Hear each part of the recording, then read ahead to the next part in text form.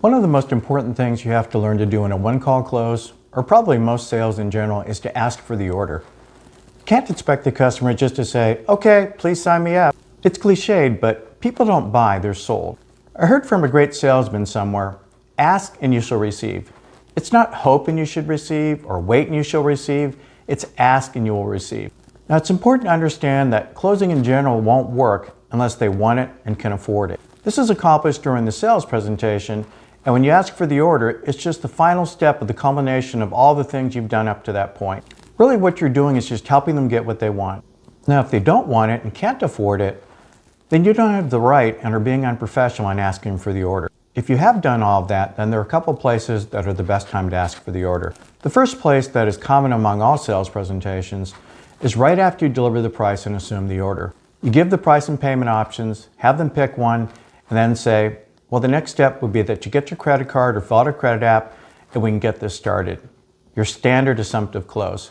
It's sad, however, that unfortunately not a lot will pull the trigger right here, and it's actually where the closing usually starts. The other place is you get further in the close and have turned a couple of objections or offered different pricing or payments, and the customer may be just sitting there and not saying anything.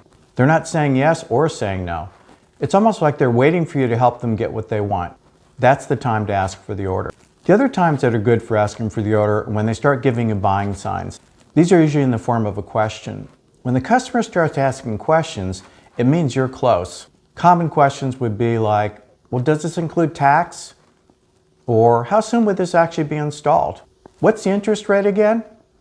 Or the most famous or infamous, depending on your point of view, so is this your best price? Answer the question, then ask for the order.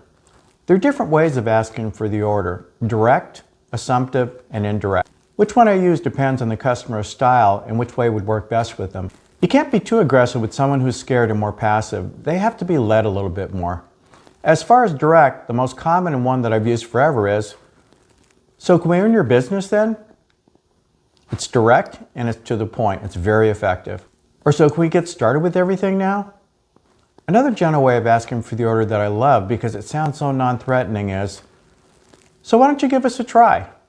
It's almost like just give it a taste, but if they say yes, they've bought. The other common way of asking for the order that's been around forever is what I call assumptive closes, such as, so who fills out the credit app? So is it okay if I start taking some pictures now so we can have before and after pictures that I'll leave with you that'll help you in resale value so you can show them what you did to upgrade the house? Or how do you spell your last name? And then just start to fill out the credit app. Pro tip. If they answer any of these questions, that means they want to do it. So don't ask them, so do you want to do this then? Just start the paperwork. Sometimes you're dealing with a person where part of the issue is that they don't know how to buy. For example, you could have the stereotyped 80-year-old widow where her husband made all the decisions for her. She's not used to making decisions or buying things on her own. Plus remember that with home improvements, another thing to keep in mind is that the customer may not know how to buy this because they've never bought a new window or HVAC system before. These tend to be once-in-a-lifetime purchases. Not buying it before may not make them as confident in the buying process or making this type of decision. I have ways that I use that ask for the order, but almost indirectly, such as, do you mind if I make a suggestion to you? Sure. You need it, you want it, and you can afford it. Why don't you just do it? That's a good way to help someone get what they want when they usually aren't assertive in buying things. This way has helped me make a lot of sales. Or, now do you have any other questions before I start to fill out the paperwork? This is another general way of asking for the order indirectly. I've used this with great success on people who are scared in the close but want to do it. It's one of my favorites. I'm sure you know other ways and can get many other different ways of asking for the order from your managers and co-workers.